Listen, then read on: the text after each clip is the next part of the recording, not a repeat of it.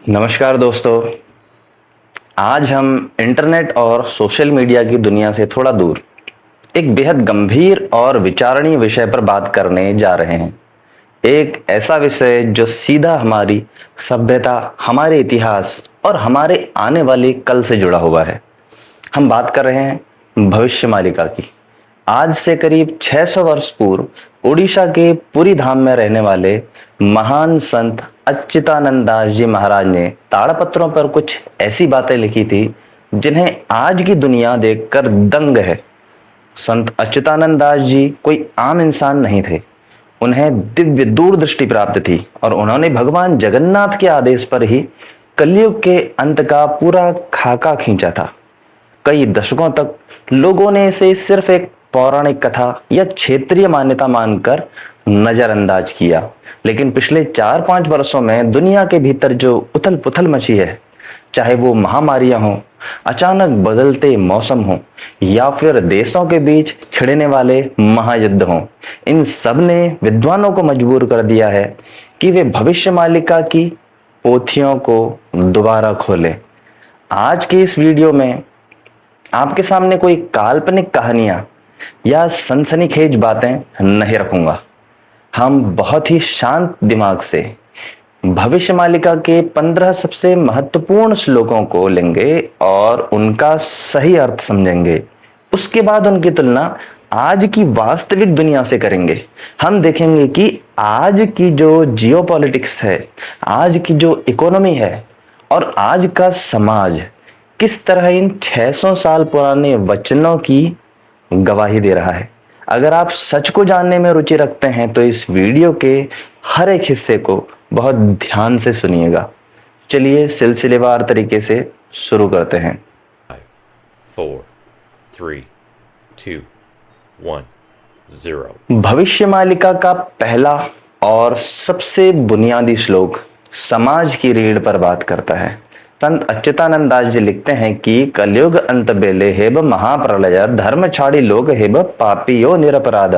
इसका सरल अर्थ यह है कि कलयुग के अंतिम चरण में भौतिकता और लालच इतना बढ़ जाएगा कि लोग धर्म, नैतिकता, इंसानियत का रास्ता पूरी तरह छोड़ देंगे। समाज में पाप, निर्दोषों पर अत्याचार अपनी चरम सीमा पर पहुंच जाएगा। वर्तमान प्रमाण और विश्लेषण इस पर गौर कीजिए। हम तकनीकी रूप से बहुत आगे बढ़ चुके हैं। हमारे पास आधुनिक गैजेट्स हैं, अच्छी गाड़ियां हैं, लेकिन इंसानी मूल्य कहाँ गए? आज अखबार उठाते ही दिल दहल जाता है। छोटे छोटे बच्चों और महिलाओं के खिलाफ होने वाले अपराध चंद रुपयों के लिए अपने ही अपनों का खून कर दे रहे हैं। इस प्रकार की घटनाएं, बुजुर्गों को बेसहारा छोड़ देने की प्रवृत्ति, क्या यह सामाजिक महाप्रलय नहीं है? आज इंसान के भीतर से कानून का डर और भगवान का खौफ दोनों खत्म हो चुका है। मालिका में यही कहा गया था कि बाहरी प्रलय से पहले इंसान के भीतर का धर्म मरेगा, और आज हम हर रोज अपनी आंखों के सामने नैतिकता को मरते हुए देख रहे हैं।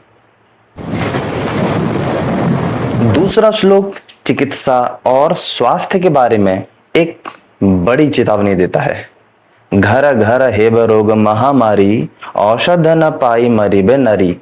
यानी हर घर में ऐसी अनोखी बीमारियां और महामारियां पैर पसार लेंगी जिनके सामने दुनिया भर की दवाइयां, मेडिकल इंफ्रास्ट्रक्चर और वैज्ञानिक भी असहाय महसूस करेंगे। वर्तमान प्रमाण की यदि बात की जाए तो इस बात को समझने के लिए बहुत पीछे जाने की जरूरत नहीं है। साल 2020 से लेकर 2023 तक पूरी दुनिया ने कोरोना वायरस का जो तांडव देखा, उसने महाशक्तियों के घमंड को चूर चूर कर दिया। अमेरिका, यूरोप, भारत जैसे देशों में जहां बेहतरीन अस्पताल हैं, वहां भी लोग बेड और ऑक्सीजन के लिए तरस रहे थे। और बात सिर्फ कोरोना पर खत्म नहीं होती। आज अगर आप देखिए तो हार्ट अटैक आने की उम्र क्या हो गई है? 20 साल, 25 साल। युवाओं को चलते चलते या जिम करते हुए दम तोड़ दे रहे हैं। कैंसर के मामले हर घर में सुनने को मिल रहे हैं। मेडिकल साइंस रोज नई दवाइयां बना रहा है, लेकिन बीमारियां उनसे 2 कदम आगे चल रही हैं। एंटीबायोटिक्स दवाइयां इंसानों के शरीर पर बेअसर होती जा रही हैं, जिसे वैज्ञानिक सुपर बग का नाम दे रहे हैं। मालिका की यह बात औषधि काम नहीं करेगी, आज साक्षात सच हो रही है।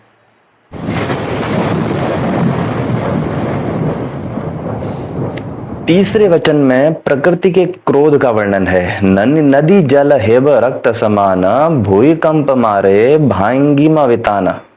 इसका अर्थ है कि नदियों का पानी जहरीला और लाल रंग जैसा होने लगेगा और पृथ्वी के भीतर ऐसी हलचल होगी कि इंसान द्वारा बनाई गई बड़ी बड़ी इमारतें, गगनचुंबी निर्माण सब ध्वस्त हो जाएंगे। वर्तमान प्रमाण और विश्लेषण की यदि बात की जाए, उससे इसे लिंक किया जाए, तो औद्योगिक कचरे और रसायनों के कारण दुनिया की अधिकांश नदियां आज नालों में बदल चुकी हैं। कुछ देशों में तो नदियों का पानी सचमुच लाल और काला हो चुका है, जो पीने लायक तो क्या, छूने लायक भी नहीं बचा है। अब आते हैं भूकंप पर। पिछले कुछ सालों का डेटा उठाकर देखिए।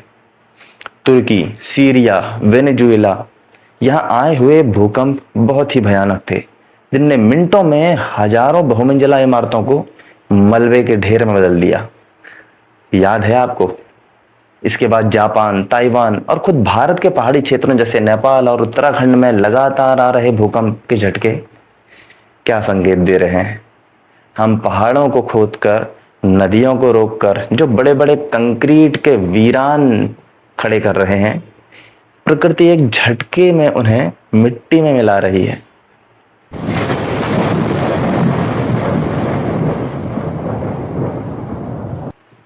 चौथा श्लोक हमारे सबसे पवित्र रिश्तों पर चोट करता है। गुरु शिष्य संपर्क है बनष्ट, पिता पुत्र मध्य बड़ी बकष्ट। अर्थात गुरु और शिष्य का जो पूजनीय रिश्ता था, वो पूरी तरह खत्म होकर व्यापार बन जाएगा।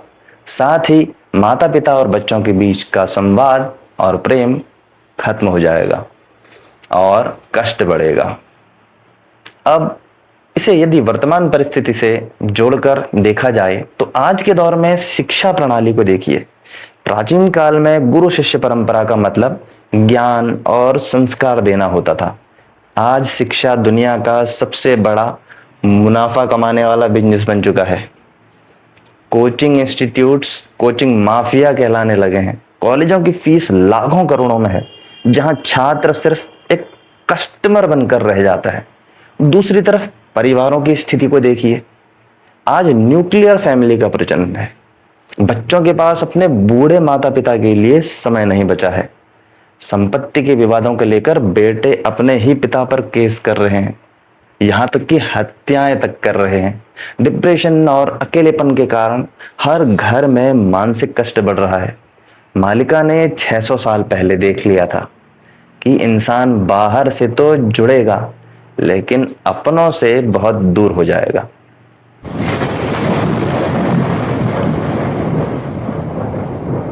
पांचवें श्लोक में पर्यावरण के पूरे तंत्र के बिगड़ने की बात कही गई है। वृथा गर्जन करिबे मेघ, अकाल वर्षण बढ़िब वेग। यानी बादल बिना किसी नियम के गरजेंगे और अकाल के समय भयंकर बारिश होगी। सीधा कहें तो ऋतु चक्र पूरी तरह से टूट जाएगा। वर्तमान परिप्रेक्ष्य से यदि इस चीज को जोड़कर देखा जाए, तो आज वैज्ञानिक जिसे ग्लोबल वार्मिंग या क्लाइमेट क्राइसिस कहते हैं, मालिका ने उसे बहुत सरल शब्दों में समझाया था। आज हम क्या देख रहे हैं? जब मानसून का समय होता है तब सूखा पड़ जाता है, और जब सर्दियों का मौसम होता है तब अचानक ऐसी मूसलाधार बारिश होती है कि बाढ़ आ जाती है। रेगिस्तानों में जहां कभी पानी की बूंद नहीं टपकती थी, जैसे दुबई या सऊदी अरब, वहां आज बाढ़ के दृश्य देखने को मिल रहे हैं।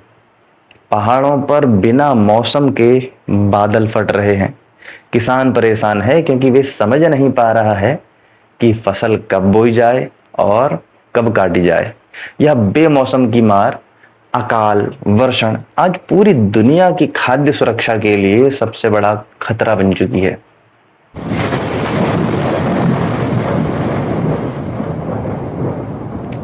दोस्तों, अब तक हमने जो बातें की वे हमारे रोजमर्रा के जीवन से जुड़ी थी। अब हम मालिका के उस हिस्से में प्रवेश कर रहे हैं जो पूरी दुनिया के नक्शे, महाशक्तियों के अहंकार और तीसरे विश्व युद्ध की खौफनाक हकीकत को बयां करता है। छठा श्लोक सीधे महाविनाश की बात करता है। तृतीय युद्ध हेब विश्व रे परमाणु अस्त्र पड़िब धरे। इसका अर्थ बेहद साफ और डरावना है। पूरी दुनिया एक तीसरे महायुद्ध की आग में झुलसेगी और इस युद्ध में केवल पारंपरिक हथियार ही नहीं बल्कि परमाणु बमों से, न्यूक्लियर वेपन्स का इस्तेमाल इस धरती पर किया जाएगा। और वर्तमान विश्लेषण की यदि बात की जाए तो आज से 10-15 साल पहले लोग सोचते थे कि द्वितीय विश्व युद्ध के बाद दुनिया समझदार हो गई है और अब कोई बड़ा युद्ध नहीं होगा। लेकिन आज की स्थिति को देखिए। रूस और यूक्रेन के बीच पिछले कई सालों से युद्ध चल रहा है। मिडिल ईस्ट में इजराइल, ईरान, हिजबुल्लाह और हमास के बीच जो तनाव है उससे पूरी दुनिया को दो धड़ों में बांट दिया है। सबसे बड़ी बात यह है कि रूस के राष्ट्रपति हो या उत्तर कोरिया के तानाशाह या फिर पश्चिमी देश, सभी खुलेआम परमाणु हमले की धमकियां दे रहे हैं। आज दुनिया के पास इतने परमाणु हथियार हैं कि इस धरती को कई बार नष्ट किया जा सकता है। मालिका की यह चेतावनी कि परमाणु अस्त्र धरती पर गिरेंगे आज हमें तीसरे विश्व युद्ध के मुहाने पर लाकर खड़ा कर चुकी है।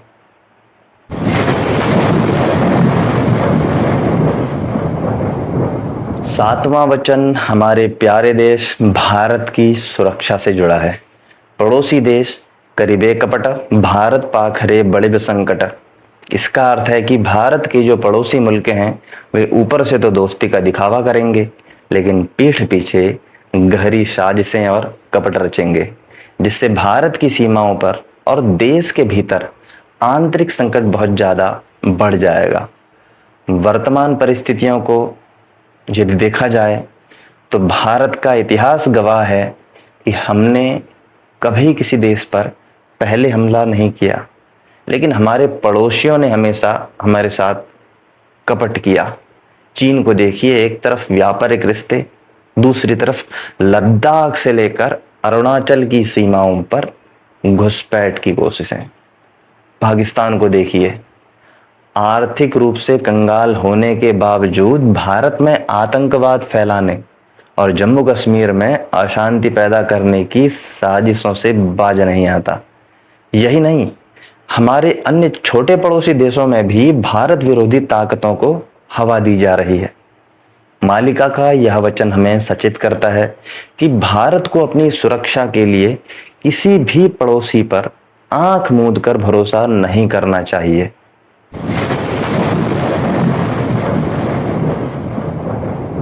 आठवां श्लोक उन देशों के नाम तक का संकेत देता है जो इस महायुद्ध में एक साथ आएंगे। चीन ओ आब रूस मिलब एके धर्म युद्ध हेब चारि पक्षे, यानी चीन, रूस और उसके सहयोगी देश एक साथ हाथ मिलाएंगे, एक नया गुट बनाएंगे और इसके बाद चारों तरफ एक बड़ा वैश्विक संघर्ष, जिसे मालिका में धर्म युद्ध यानी धर्म और अधर्म का युद्ध कहा गया है, छिड़ जाएगा। वर्तमान प्रमाण और विश्लेषण की यदि बात की जाए तो अगर आप आज की इंटरनेशनल पॉलिटिक्स को ट्रैक करते हैं तो आप देख रहे होंगे कि अमेरिका और नाटो देशों के खिलाफ एक बहुत बड़ा मजबूत धुरी तैयार हो चुकी है। रूस और चीन की दोस्ती आज अपने सबसे ऊंचे स्तर पर है। इनके साथ ईरान और उत्तरी कोरिया जैसे देश भी मजबूती से खड़े हैं। यह ठीक वैसा ही समीकरण बन रहा है जैसा द्वितीय विश्व युद्ध के समय एक्सिस पावर्स का बना था। मालिका में 600 साल पहले चीन और रूस का एक साथ आना साफ साफ लिखा गया था। आज दुनिया की सेनाएं और हथियार इसी समीकरण के आधार पर तैनात हो रहे हैं, जो इस भविष्यवाणी के अक्षर अक्षर सच होने का सबसे बड़ा सबूत है। मुद्रा प्रणाली का पतन और डिजिटल करेंसी। मित्रों, 9वें श्लोक आर्थिक मोर्चे पर होने वाली तबाही की बात करता है। मुद्रा हेब परिवर्तन टंका न खटिबे केतबे क्षण। इसका अर्थ है कि जो कागजी नोट, सिक्के या संपत्ति आज हमारे पास है, उसकी वैल्यू अचानक खत्म हो जाएगी। पूरी दुनिया की करेंसी सिस्टम, जो मॉनेटरी सिस्टम है, बदल जाएगी और पारंपरिक पैसा कुछ समय के लिए बेकार हो जाएगा। वर्तमान विश्लेषण की यदि बात की जाए तो आज हम सब देख रहे हैं कि दुनिया किस तरह कैशलेस हो रही है। भारत में यूपीआई पेमेंट, यूपीआई क्रांति के बाद जेब में नोट रखना लगभग बंद हो चुका है। दुनिया भर की सरकारें अब अपनी सेंट्रल बैंक डिजिटल करेंसी यानी कि डिजिटल रुपया या डिजिटल डॉलर ये लॉन्च कर रही हैं। इसके अलावा क्रिप्टो करेंसी का बाजार अरबों डॉलर का हो चुका है। दूसरी तरफ वेनेजुएला, जिम्बाब्वे या हाल ही में श्रीलंका और पाकिस्तान जैसे देशों की स्थिति, इनको देखिए। वहां महंगाई इतनी बढ़ गई है कि पैसों की कीमत रद्दी कागज जैसी हो गई है। मालिका का कहना है कि टंका काम नहीं करेगा, यानी कि ये आज के दौर की मंदी, महंगाई डिजिटल करेंसी के बदलाव को साफ दर्शाता है।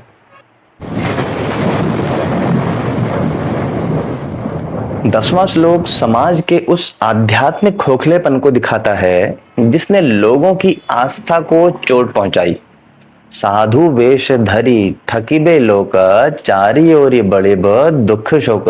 यानी लोग साधुओं और महात्माओं का चोला ओढ़कर सीधे साधे लोगों की आस्था के साथ खिलवाड़ करेंगे, उन्हें ठगेंगे, जिससे समाज में निराशा, दुख और शोक का माहौल बनेगा। वर्तमान परिस्थितियों और विश्लेषण पर दृष्टिपात करें तो भारत संतों की भूमि है, लेकिन पिछले 2-3 दशकों में हमने क्या देखा? कई ऐसे बड़े बड़े नामी बाबा, धर्मगुरु सामने आए जिनके पीछे लाखों करोड़ों की भीड़ दीवानी थी, लेकिन बाद में जब उनके काले कारनामे, आर्थिक घोटाले और अनैतिक कृत्य सबके सामने आए तो वे जेल की सलाखों के पीछे पहुंच गए। इन ढोंगियों ने न सिर्फ कानून तोड़ा बल्कि करोड़ों सच्चे भक्तों का भरोसा भी तोड़ दिया।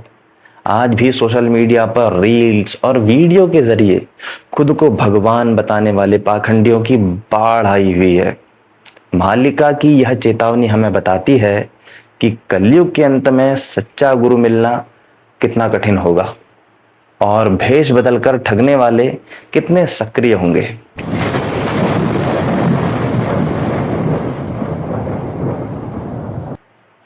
दोस्तों, अब तक की बातें सुनकर किसी का भी दिल बैठ सकता है कि क्या दुनिया का अंत होने वाला है, क्या सिर्फ विनाश ही लिखा है।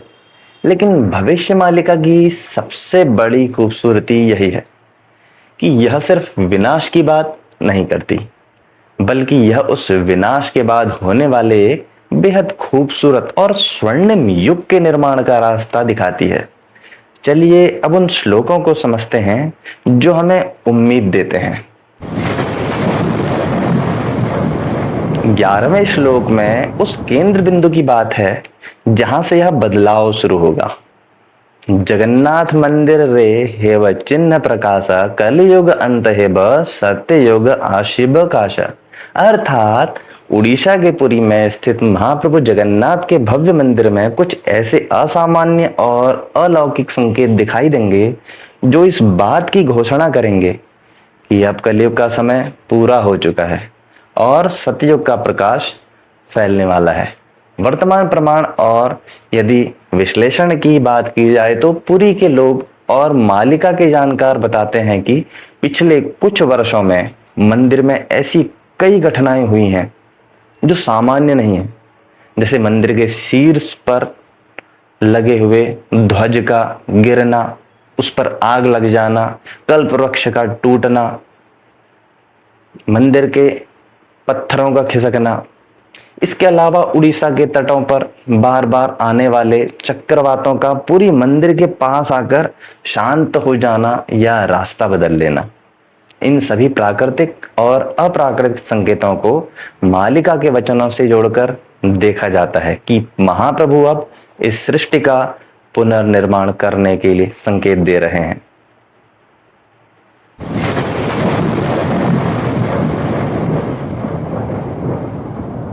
12वां श्लोक पूरी दुनिया की वैचारिक और आध्यात्मिक दिशा के बदलने की बात करता है। मिलिब विश्वर समस्त धर्म सनातन सत्य एव परम मर्म। इसका अर्थ है कि दुनिया के तमाम कृत्रिम मत, पंथ और भौतिकवादी विचारधाराएं अंत में फीकी पड़ जाएंगी और पूरी दुनिया के लोग परम सत्य यानी सनातन धर्म के मूल सिद्धांतों जो वसुदैव कुटुंबकम और आत्मिक शांति इनकी शरण में आएंगे। वर्तमान प्रमाण की यदि बात की जाए तो आज आप इस बात को साक्षात देख सकते हैं कि पश्चिमी देशों जैसे अमेरिका, यूरोप, जहां भौतिक सुख की कोई कमी नहीं है, वहां के लोग आज भयंकर मानसिक तनाव और डिप्रेशन में जुड़े रहे हैं। शांति के लिए वे कहां आ रहे हैं? भारत में योग, प्राणायाम, ध्यान करने, भगवत गीता के दर्शन को अपना रहे हैं। दुनिया के बड़े बड़े वैज्ञानिक और दार्शनिक आज मान रहे हैं कि सनातन संस्कृति ही विज्ञान और चेतना का असली मेल है। यह कोई तलवार या ताकत के बल पर किया जाने वाला परिवर्तन नहीं है, बल्कि यह चेतना का परिवर्तन है जो आज पूरी दुनिया में धीरे धीरे लेकिन बहुत मजबूती से हो रहा है।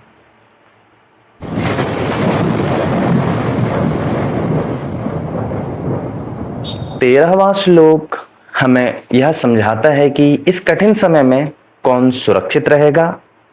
पापी निश्चिबे धराधामरु भक्त तरिब प्रभु नामरु, यानी जो लोग केवल अहंकार, हिंसा, भ्रष्टाचार, दूसरों को सताने में लगे हैं, वे इस प्राकृतिक और वैश्विक उथल पुथल में खुद ब खुद नष्ट हो जाएंगे। लेकिन जो लोग दिल के साफ हैं, सच्चे हैं, परोपकारी हैं, ईश्वर का नाम सुमिरन करते हैं, उनकी रक्षा प्रकृति खुद ब खुद करेगी। वर्तमान प्रमाण की यदि बात की जाए तो इस बात का प्रमाण हमें इतिहास में भी मिलता है कि जब जब बड़ी आपदाएं आती हैं, अंततः सत्य की ही जीत होती है। आज के इस दौर में जहां हर तरफ स्वार्थ है, कुछ लोग ऐसे भी हैं जो दूसरों की सेवा के लिए अपने जीवन लगा देते हैं। मालिका हमें आश्वस्त करती है कि आने वाले समय में आपको किसी हथियार या पैसे की जरूरत नहीं होगी। आपकी सबसे बड़ी ढाल आपके अच्छे कर्म, आपकी आस्था होगी। जो सात्विक जीवन जिएगा वही इस महापरिवर्तन को पार कर पाएगा।